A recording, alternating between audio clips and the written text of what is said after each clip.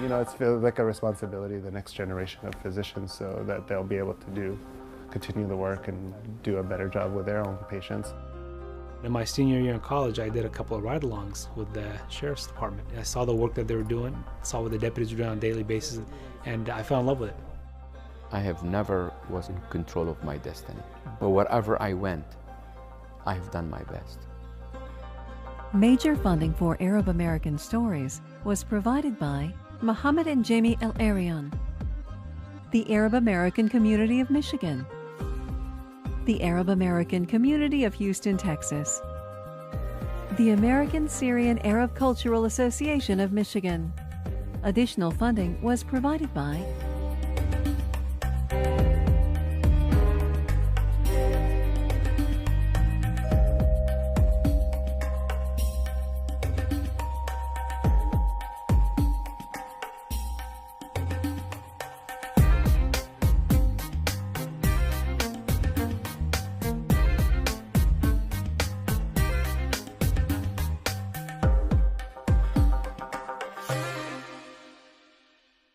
These Arab Americans all have a mission to help the wider community. Cardiologist Mahmoud Traina serves the working poor at a county hospital outside Los Angeles, but he also found time to take medical supplies to Libyans during the revolution. Sergeant Mike Abdeen and Deputy Sherif Morsi run the groundbreaking Muslim Community Affairs Unit for the Los Angeles County Sheriff's Department. Father George Shalhoub built St. Mary's Antiochian Orthodox Church into a positive force for the people of Livonia, Michigan. Mahmoud Traina is a young doctor who gives back to his patients, his students, and the medical community. So when the Libyan revolution started, he knew he had to help. I love what I do. It's kind of like the perfect job for me. You get to help people. You get to, and I work at a teaching hospital, so I get to teach. I get to do research and kind of advance different causes. In my opinion, you only go into a field like medicine if you really want to try to make a difference. I mean, there's a lot of other fields to make money and to live a comfortable life. We train both. We have medical students and residents and fellows, so people who are specializing in internal medicine and then people who are specializing in cardiology.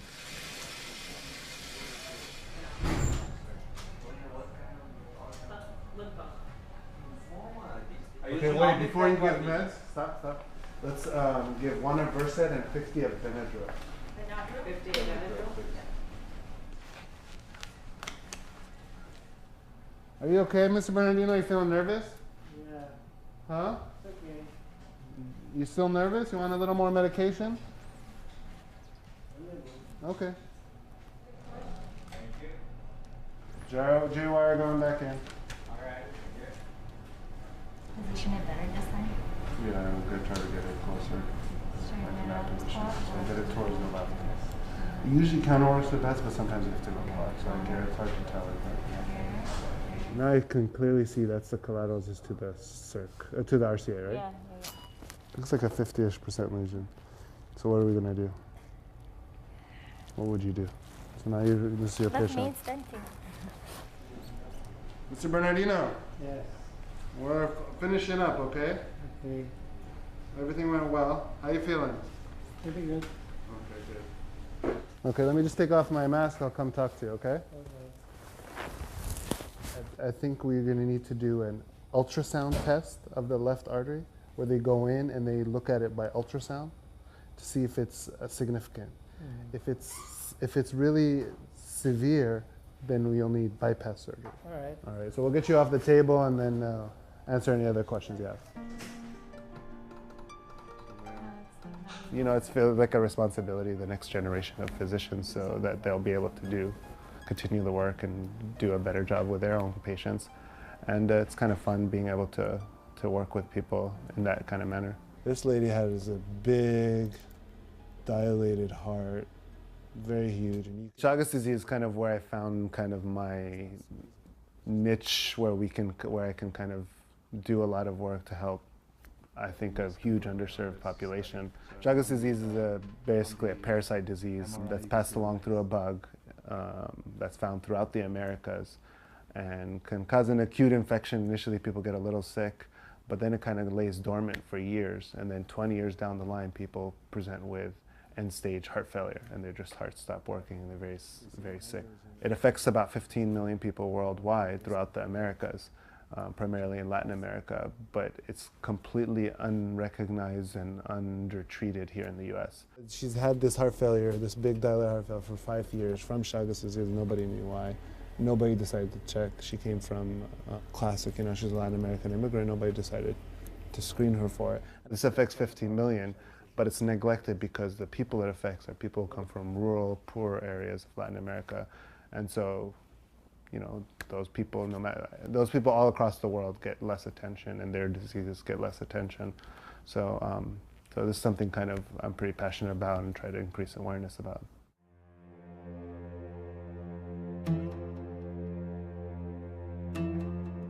Most Libyans that came in the 70s and 80s were sent by the government to the U.S. So they came for school, higher levels of degrees, supposed to go back. But because of the political situation around, that's when the time when Gaddafi really started promoting his Green Book and all his crazy ideologies. So most of them became involved in the opposition, and most, they ended up not being able to go back. I consider myself Libyan American, but this is what I know. I've grown up here. I'm from LA. I know LA. I'm American. This is where I grew up, this is what I know.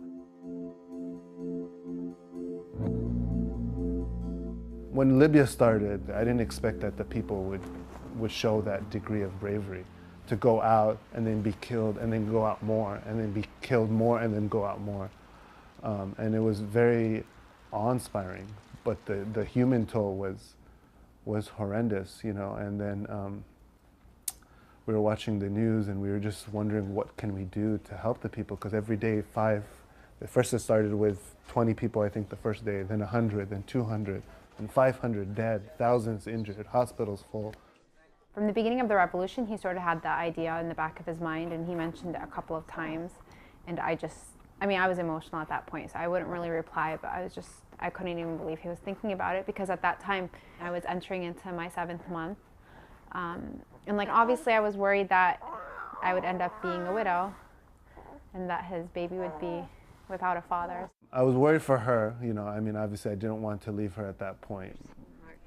But these are our families, our people. If we don't help, who's going to help? I get a call from a friend of mine who was in Dubai. He calls me and says there's huge shortage of physicians and we need help in arranging medical supplies. Can you come?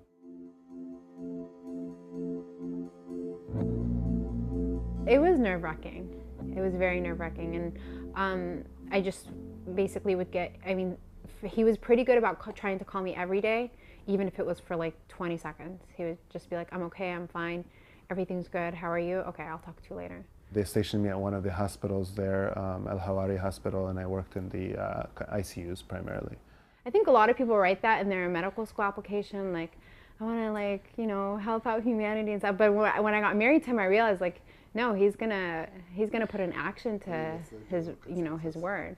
So he's gonna be he is the father of my son, and that's exactly what I want my son to like look up to. You know, I kept joking even when I got back, somebody don't let him out until Gaddafi's gone. We don't want him out. We only want him only to know a free Libya. He doesn't have to try. He's trying real hard.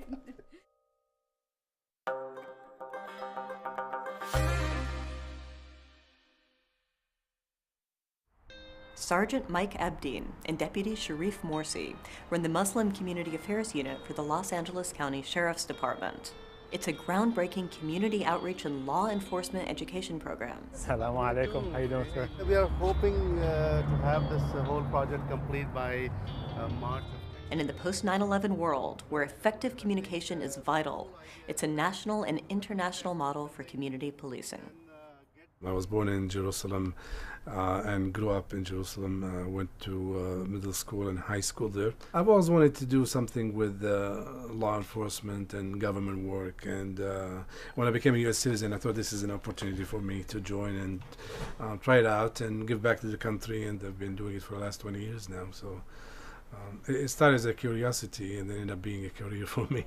About 4 years ago, Sheriff Baka asked me to develop a community outreach program to connect with the Muslim community in Los Angeles. So I started as a regular outreach, kind of developed trust and relationship with the Muslim community in Los Angeles. And eventually that outreach program developed to become a whole Muslim community affairs unit with educational programs and diplomacy.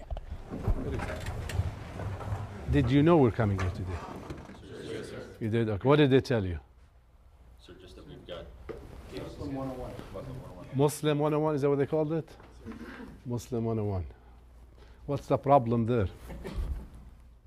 Is there such thing as Muslim 101? What is a Muslim? Well, we'll get to this. The purpose of us being here is education. And this is just an example of the education needed among law enforcement.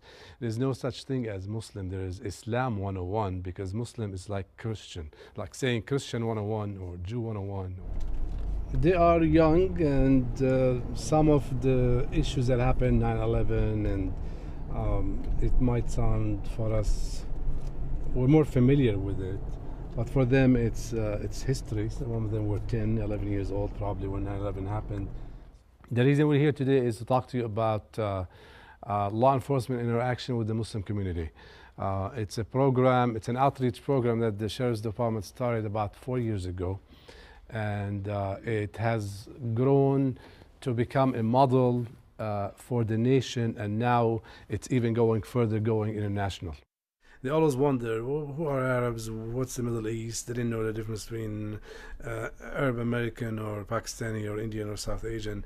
So I became kind of a source for education. When they come across something cultural, that I'll help them, educate them, teach them. And then I realized there is a gap here. We really need to do something about it. So I developed a training program for our department, cultural diversity and awareness training, that now became a program that is taught to all our new recruits at the academy. The two topics that we're going to cover is community policing and cultural competency for government and law enforcement. You guys think community policing is important to this? Sure. In what way? Well, they get to know you. You know, they trust you more. They feel they can come and talk to you more. Maybe they can help you do some work of your own. Right. These are the key word there, trust. How about cultural competency? Why is that important for law enforcement? Why is it important for law enforcement to understand different cultures? You want to know your community and know who you're dealing with, so you can know how to interact with different communities and try to communicate. It's going to help you as a police officer, as a public servant, to understand them. I was born in Egypt, in Cairo, Egypt, and I came, my whole family came when I was 7 years old. I moved to Southern California. And in my senior year in college, I did a couple of ride-alongs with the Sheriff's Department. I saw the work that they were doing, saw what the deputies were doing on a daily basis and the kind of challenges that they faced, and I fell in love with it. Teaching how to interact with the Muslim community itself is fairly new. We've been doing it for the last couple of years because of all the issues that the hate incidents are happening with the Muslim community. But in general, police in most academies across the country are teaching and emphasizing the importance of trust in the community. We go to events, talk at centers, mosques, and the whole idea is to build trust and get them used to our uniform. Assalamu alaikum. How are you, sir? How are you? Mike Abdeen and Sherif Morsi. Which window was broken? This one? The last one? I was not here. Oh, you weren't here, okay. So is this the prayer area now? Yeah, because we can get the permit for the whole thing, but we don't have enough for the parking. Ah. This is a model of outreach because the Department of Homeland Security decided to design an outreach program. They looked at us as a best practice model, and we partnered with them, share with them our experience with the community, how to develop contacts and trust with the leadership. So when we go, we try to make it relaxed. I mean, we are still cops. We keep our safety. You know, we know what we're doing, but you kind of tone it down a little bit.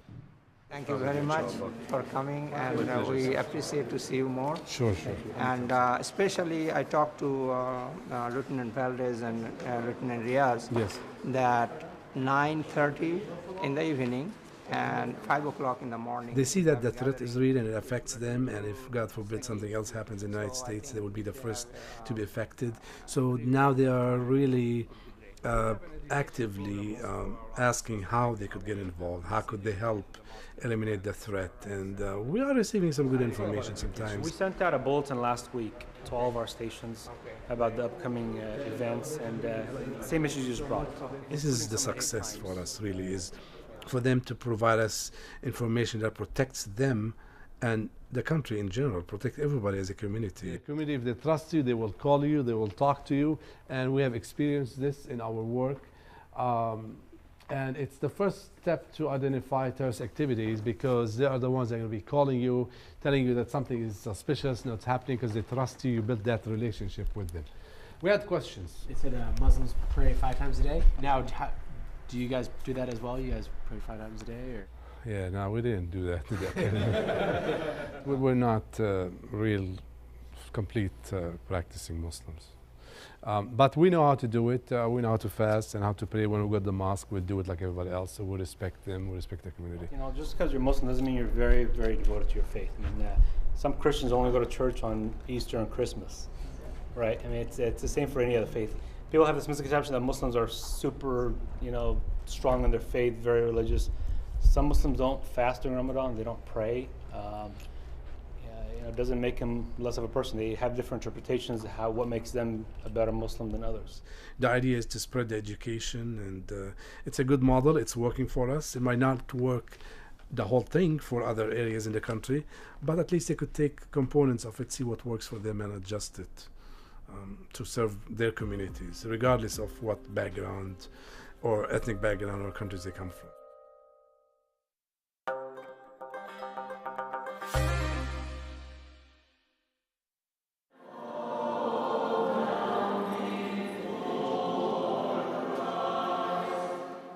Father George Shalhoub journeyed from Syria to start St. Mary's Mission in Livonia, Michigan, with only a handful of parishioners in 1972. 40 years later, its grand basilica and thriving cultural center is at the heart of the local community.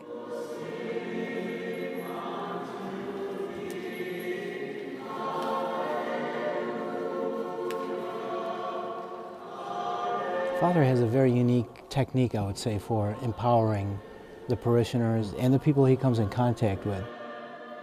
We all followed him. The whole story inspires me. I was born in the third largest city of Syria, the city of Hama. I had a wonderful childhood, very playful one, around the church and around the family. And at the age of 12, I was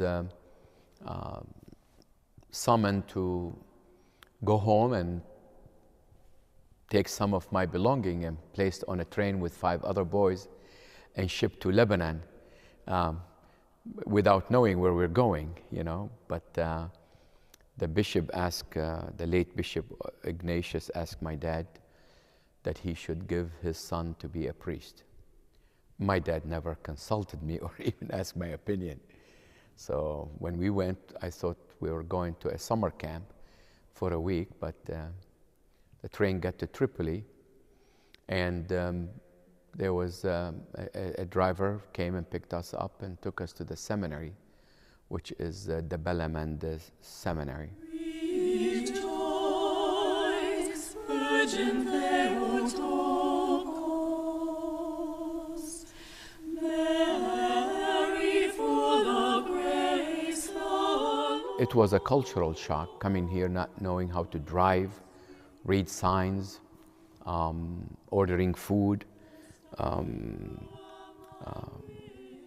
have no family. But there was a small few family in Western Wayne County wanted to build a church.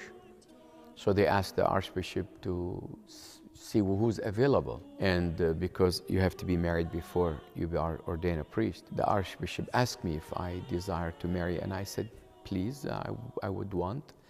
He said, do you have a girlfriend? I said, no, you find me one.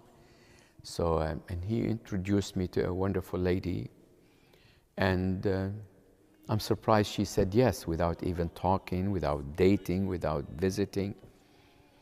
And I drove with her in 1972, February 6th, came from Toledo to Detroit, and we were received by a lady that took us to her house and a handful of people.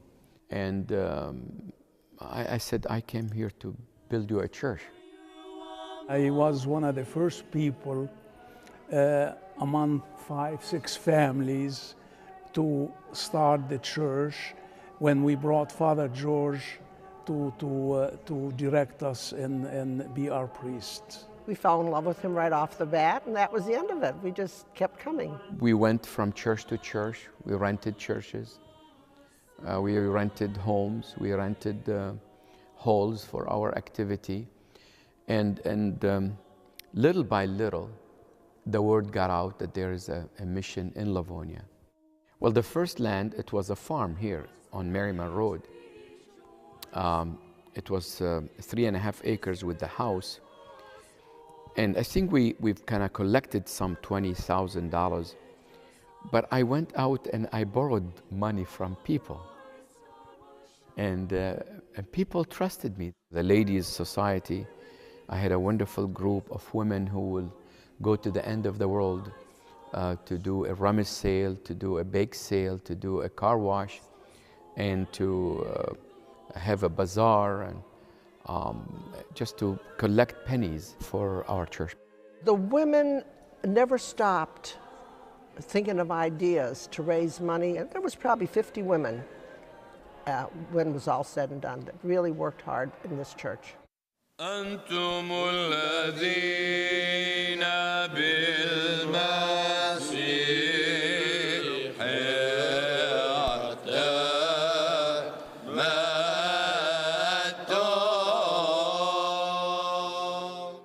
Today we have close to maybe 700-800 people on Sunday, as you have witnessed. So I serve close to maybe to 2,000 families. Thank God they don't all show up in one time, but they come around Easter and Christmas. The church is a very important part of Arab American Christian, because this is their only link, not only to their culture and their friend and family and cousin, it is their only link really to the land they left behind. Servant of God, baby Sophia.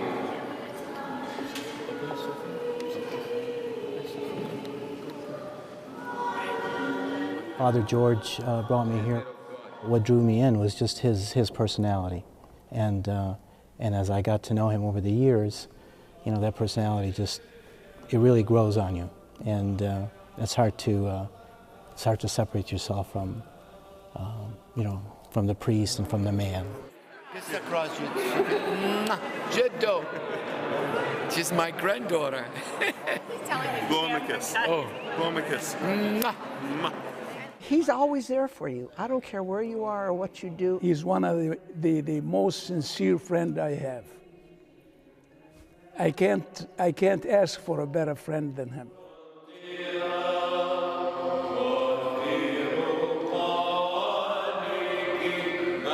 He has the ability to plant seeds in people through ideas, you know, through suggestions that somehow germinate within, you know, within us, within me, within, you know, the people he comes in contact with, and those little seeds that, you know, grow to be what his vision and his ideas are for the community and for the church. I lead them in a prayer, and they do the prayer. And a church it's not the priest alone, and it's not the parishioners alone. It's the priest and the parishioners and the bishops all together. It's a symphony. Hallowed be thy name. Thy kingdom come. Thy will be done on earth as it is in heaven. The church today, it's not only a place of worship, it's a place of solidarity, place of gathering, a place of comfort and place of security. It's home. He just connects to people in every way, you know, just in a spiritual way and just as a person to person. I can't describe it any other way. He's a connector. I really don't have as much pride as much as love. Because if you love something, you're willing to die for it. And I love this community so much that I'm willing to, that I did not spare anything. I am Neda Ulabi. Hope to see you next week for more Arab American stories. Major funding for Arab American Stories was provided by Mohammed and Jamie El Arian, the Arab American Community of Michigan, the Arab American Community of Houston, Texas, the American Syrian Arab Cultural Association of Michigan. Additional funding was provided by